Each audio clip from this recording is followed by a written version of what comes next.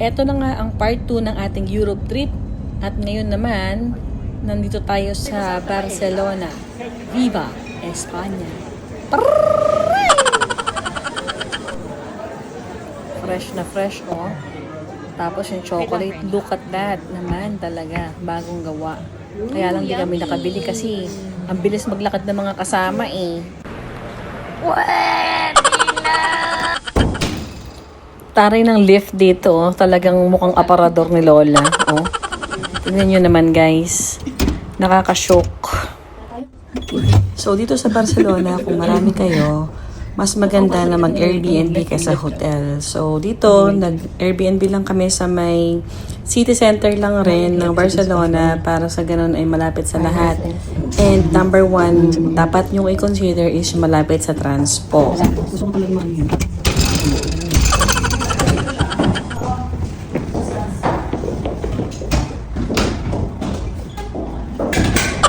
Go! Parang cabinet mo. Nasakay kami ngayon sa may... Ano ang tawag yung bus na yan? Hop on, hop off. Ho-ho bus. Ho-ho bus. Iba pa yung bend, diba? Sabi niya. Na-top bus. This is Barcelona. Oh. Yeah. Mainit. Parang Philippines. Pero malamig. Kumbaga mataas yung araw. Kaya lang, medyo malamig yung hangin.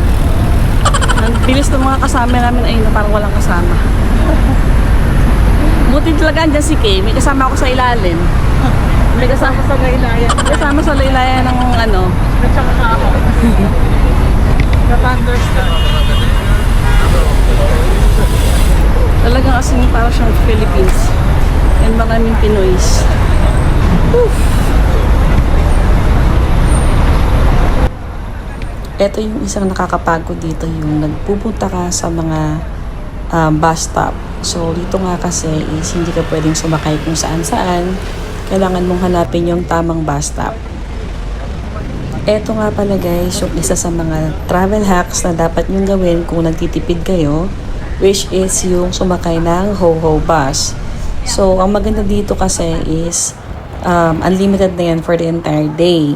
Pwede kang bumaba sa mga tourist spots, pwede kang sumakay anytime, basta doon ka sa may tamang bus stop. So pwede mong libutin yung buong Barcelona nang nakasakay lang dito. So better na morning ang iyong sakay and kailangan mo mag-advance booking. Kasi ikaw yung tatapos pwede.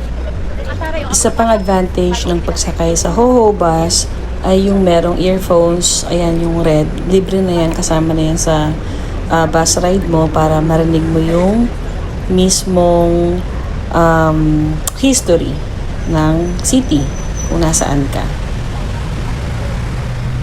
Lapot-lapot ka talaga dito sa Barcelona or siguro nung time lang na nagpunta kami kasi super init talaga. Para kang nasa Quiapo. 3 days and 2 nights lang kami dito sa may Barcelona. Since mura lang kasi talaga ang ticket guys dito sa Europe. To be honest, akala natin mahal siya. Pero sa totoo lang, pag Europe to Europe lang na mga plane or train, mura lang talaga siya. Hindi siya yung OA na para bang kasi syempre ang isip natin siya country to country siya, so mahal. Pero sa totoo lang, merong bookings kami na parang 2,000 lang or less than yung travel or yung aming plane ticket. So ito na nga yung punta namin sa Sagrada Familia. Talagang super amazed talaga kami kasi iba diba? Syempre ilang years na yung ginagawa. Diyos ko, hindi pa buhay yung lolo ng lolo ko. Ginagawa na yan. Tapos ngayon, mapupuntahan ko. Hinawakan ko talaga yan guys. Muntikan ko nang dilaan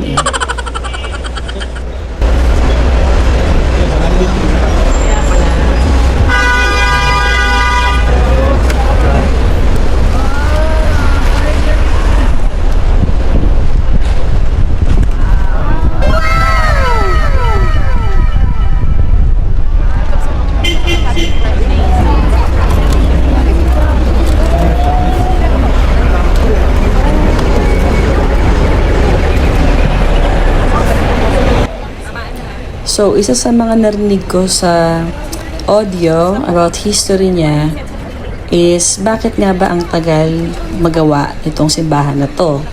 So, sabi dun sa audio recording at even pag pumasok ka dyan sa loob, kaya pala siya matagal magawa is because hindi sila nagpapagawa hindi nila pinapagawa yung simbahan kung hindi rin lang galing ng donations. So, hindi sila tumatanggap nung parang bigay ng mga politiko or what. Talagang yung mga nasa loob lang na donations. Kaya siya matagal gawin. So, aside sa private donations lang ang tinatanggap nila, syempre, nagkaroon pa ng mga war. Wala pa mga masyadong magagandang tools before. Unlike ngayon, mas mabilis na siya. And hindi rin siya open to public before. Kaya, mas lesser yung amount to finish the church. Ganun. Guys, nakikita niyo yung mga pillars na yan. Wala silang bakod or what. So, pwede mo sila actually mahawakan.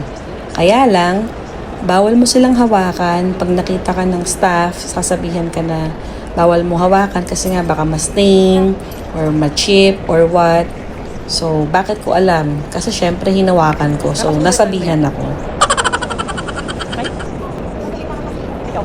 Kung plano nyo pumasok dito, which is dapat pumasok kayo since nandyan naman na kayo, meron siya entrance fee na parang nasa 40 euros or siguro nasa mga 2.7 siya.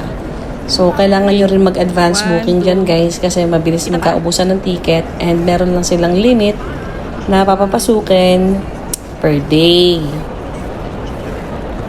Picture mo kami, Franny. Franny, pak! Bakas maka-fur-fur ng Franny ko, oh. Worth it ba pumasok sa loob? Ang sagot is oo, especially kung ikaw ay Katoliko.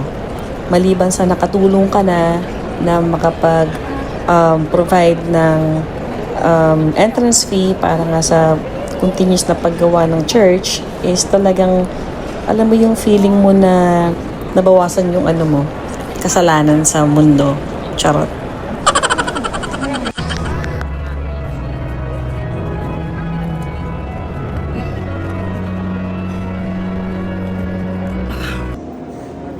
Nakaka-amaze talagang tignan at makita kung papaano ginawa. At pag hinawakan mo yung bato talaga niya, iba talaga yung texture niya.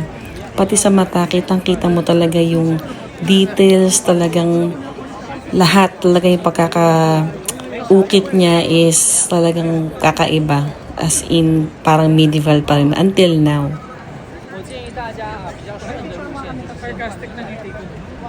After dito, pumunta kami sa isang tourist spot pa. Kaya lang sobrang taas talaga ng papunta dito guys. Nilakad lang namin and inaantay namin si Kay ngayon kasi nahuli siya. Not for ticket. Ha? Saan sasabihin ko kay Irby? Okay na ano. Hindi ko naiiyak. Okay na anong balik. Ay naman, okay na ano. Ano daw sabi? Wala nang ticket, seryoso ba? Haba na daw. Sabi mo dito tayo sa taas na hagdan. Nag-location ako. Bakit tubig? Kailangan ba daw pala ng ticket? Oo. Oo, patawarin. Okay na, kaya pala may demonyo bumubol sa... Gago, huwag ka naman makinig. Pwede wala ka mag 1 euro dyan? Ha? Wala ka 1 euro dyan? Wala eh. Bakit? Tubig saan? Ay, tingnan mo yung ano, oh. Ano ginagawa nila doon? Wala, sinubok ka daw nilang pumila kasi wala nang slot for ticket. Ano ba yung sa taas? Patingin nga, pumilang ina. Testing ko na eh. Akala ko nga ito na eh. Puta isip mo doon pa pala. Ayun din pa ba? Di na, napakailang kung makikita dyan sa taas. So, pwede ka naman yung panood. Bili na lang ako ng 100 inches na screen ng TV. Panoorin ko sa YouTube. Ganito siya, Frenny, oh.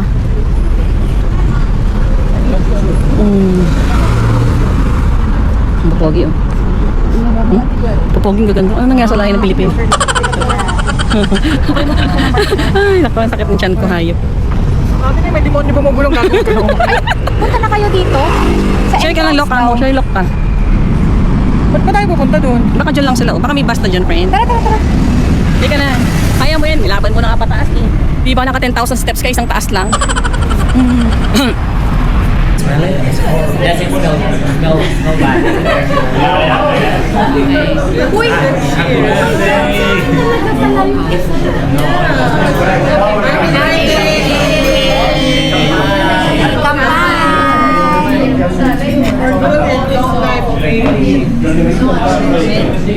Oh my God.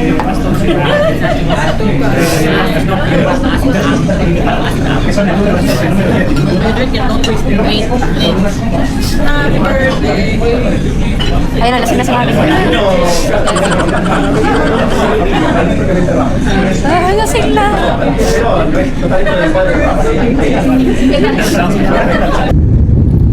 And ayun nga, kinabukasan, nag-fly out na kami sa Barcelona. Papunta naman kami ngayon sa last Europe country namin, which is ang Paris, France. Ito yung pangarap ni Gracie. Ipapaligpit ko na. Charging wire. Ayun, charging na. Lalaban na naman po kami sa ng ating mga banda. Lalaban na naman po ang musika banda. Ito na naman po ang inyong K-pop, K-papangit. Ang inyo pong cruise director. Ang road manager. Ito na po yung mga talent. Friendly match ka dyan kasi papakita ko yung mga talent natin. Ito sa ating lead majorette. At ang ating dalawang minor major. Eh, ikaw ano ka? Isa kang tambol mayor? Ikaw ba ang tambol mayor? Ano siya dalawa? Major and minor. Labi. Uy, ayan ata. Ay. Ito na po yung ating major at saka minor majorette. Saan na yun?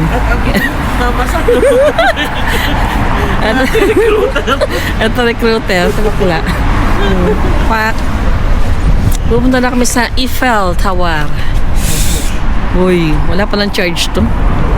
Lalaban na Dinala mo pa. Lalaban. Hindi, half pa. Yan yung aming ano. Keme, yan yung atin, di ba? Hindi yung sila rin ilaw. Ano yun? Ito na po. Live in Paris. Ano ba yan? Ba't nakikisiksik ka?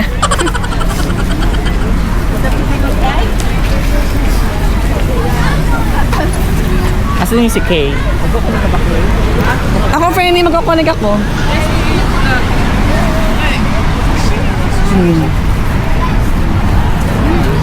Oy, mga bagelya nyo, handaan nyo.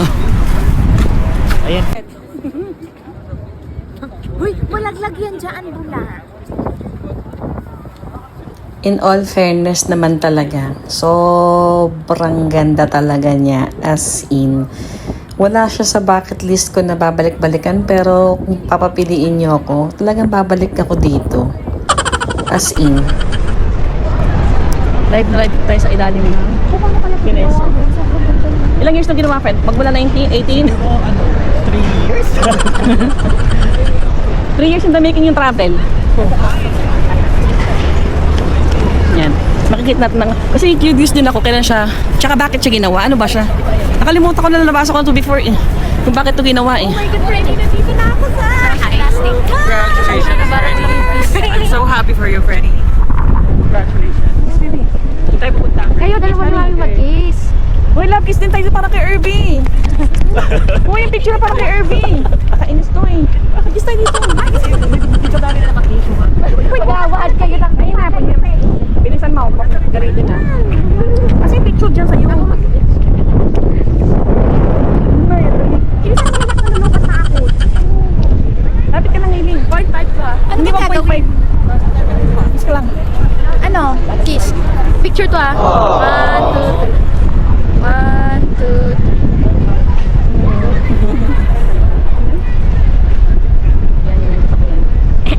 3. Kiss ako, lapit ko. Yo. Wow. Dito lang siya. Friend ko. Ang inang pataas pang animalski. Grabe. So steep. Friend, ano, uulit mo ba ito in the next 2 years? Mas muna, friend. Oh, man. Bakit Aakatin pa yan. Hoy! Shh! Aakatin daw ba yan? Siyempre. Gusto ko patawarin. Ayan. Wala bang diretsong train dyan? Yan ang basta sabi ko may funicular eh. Hindi yata namin kaya ilapan ng buhay dito sa Paris. OMG. Sakit na lang pa ako, friend. Mas baby pa tayo sa baby steps. Kakagawa ko.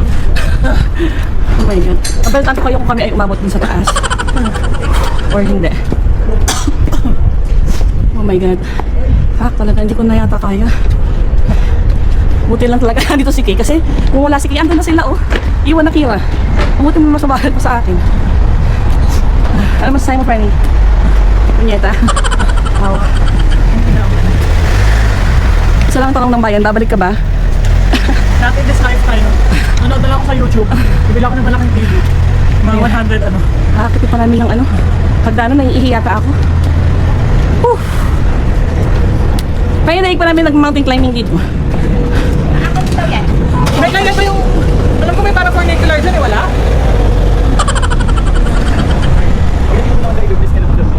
Ano nga nandyan, Franny? Libahan niya. Ni? Bahay ni Babo. Not Baka naman may other way around na makapunta dyan. Sino nga nandyan, Franny, for the video?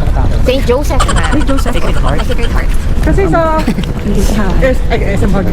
Baguio Cathedral, ganun din. Tapos ganun namang nakakaas niya. Pag ano natin, pagdasal mo na lang na sa magbago is ni Babo. Saan pa yung Notre Dame? Iba pa yung Notre Dame. Ganito rin. Hindi, baba lang yun. Isang pagod lang to, Becky. Parang pinitensyon mo lang, friend. Pinatensya na lang muna.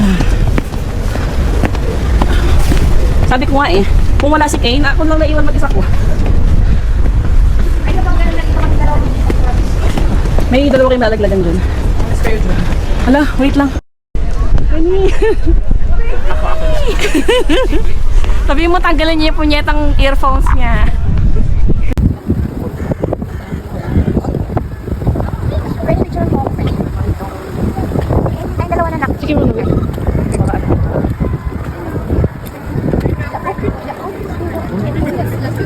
One.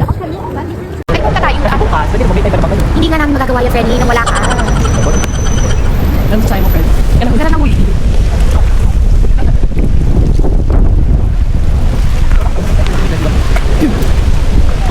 And 24. Wait lang.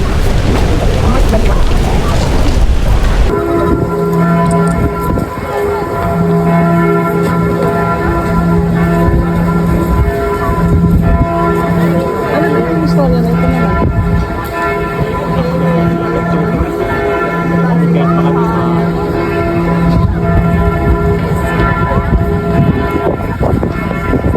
Top. Ang Louvre. Louvre. Ano pinapronounce? Basta ganun.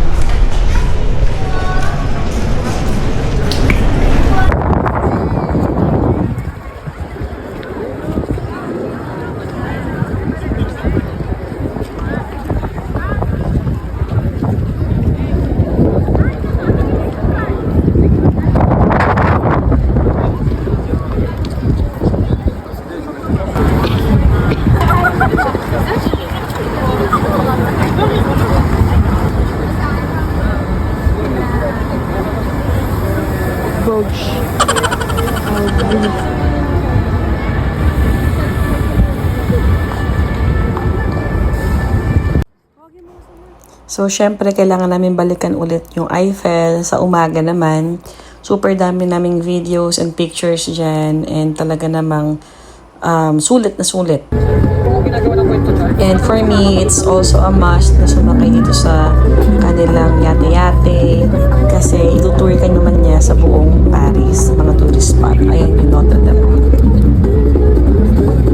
May only fan, invisible fan. So, akit tayo ngayon sa taas ng Eiffel. Yung haba ng pila kasi. Grabe, sobrang pogi itong baget yung sa papakita ko tayo sa second floor. Second floor lang. Hindi doon lang kaya ng budget. Yung video mo ba? Huwag mong babaan kasi hindi na download. Di ba? Kung kailan ako nakabidyo tsaka kinok, sinasabihan, di ba? O di ulitin ko na naman. Hindi mo pong habaan. Oo, kung bahala. 23 pounds and 10 euros. So, close to, magkano siya? 1.5. Nasa 1.5 to 1.6. Di ba? Mura lang, di ba? Isipin mo lang sa Philippines ko. Ewan ko na lang talaga, ha? Pupunta ka lang ng Okay, friend. Pupunta ka lang ng, ano yun? Under the water ng ano? Boracay, magkano na agad? 0.5. Hindi lang lang. Di ba? 15 minutes ng jet ski, 3,000. Buset. Anyway, mag-elevator kami. Kesa hindi namin kaya maghagdan kasi ganyan siya maghagdan. So, mag-elevator kami, paakyat. Sa iPhone, second floor. Friend, walking daw pala to, friend. Hanggang taas na. Hindi pa Oo, na ticket. hanggang taas na daw to. Kain naman naman sa OMG.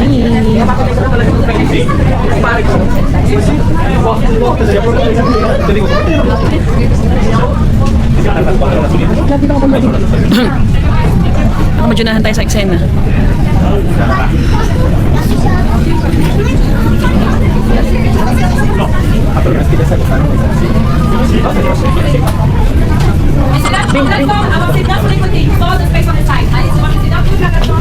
Bili ka dito.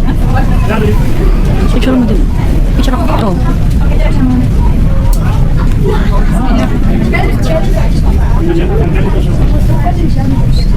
Nakatingin siya sa'yo. Sabi niya nga nung ano to. Hi! Dito ka agad ha. Sabi niya siguro kung may tingin siya ate. Nakatingin kanina yung bagay siya. Sabi ang blue sa bakla. Sana ko na.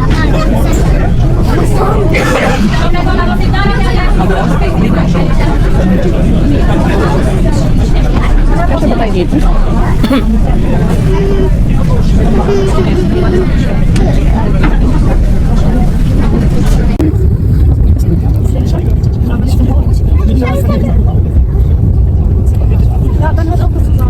OMG na. Oh my God. Wala ka na talaga sa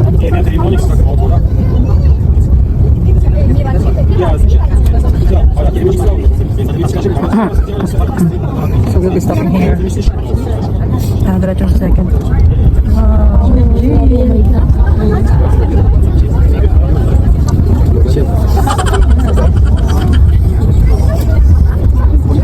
Tanggal yung belt. Ako may plano ko. Pwede magkalakot na tayo pababa. One way lang pala. Dipidi pala.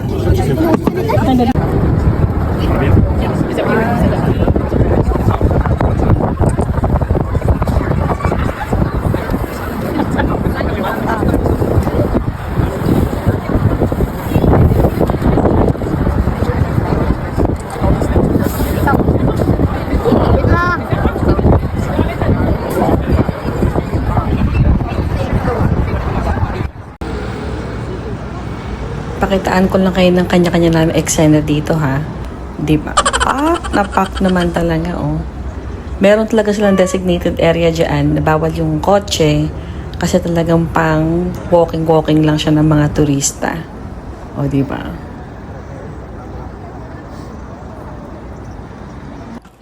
Another hidden gem spot para sa mga pictorials or videos. Okay. Ito na nga ang katapusan ng aming 4 days and 3 nights dito sa Paris. So, medyo tipid rin dahil nga naka-Airbnb kami. Kapag dito kayo kakain sa may city center, dun lang naman siya mahal. Anyway, magte-tren lang kami from Paris going to London. See you sa last and final part ng aking Europe trip 2025/UK. Sa next na video, so dun ko ilalagay kung magkano nga ba lahat ang aabutin from visa at ano yung mga papeles na kailangan. Kasi lahat ito ay DIY lang with the help of our friendly Irvy Mills. Hoy kayong dalawa, tara na, punta tayo ng London. Let's go!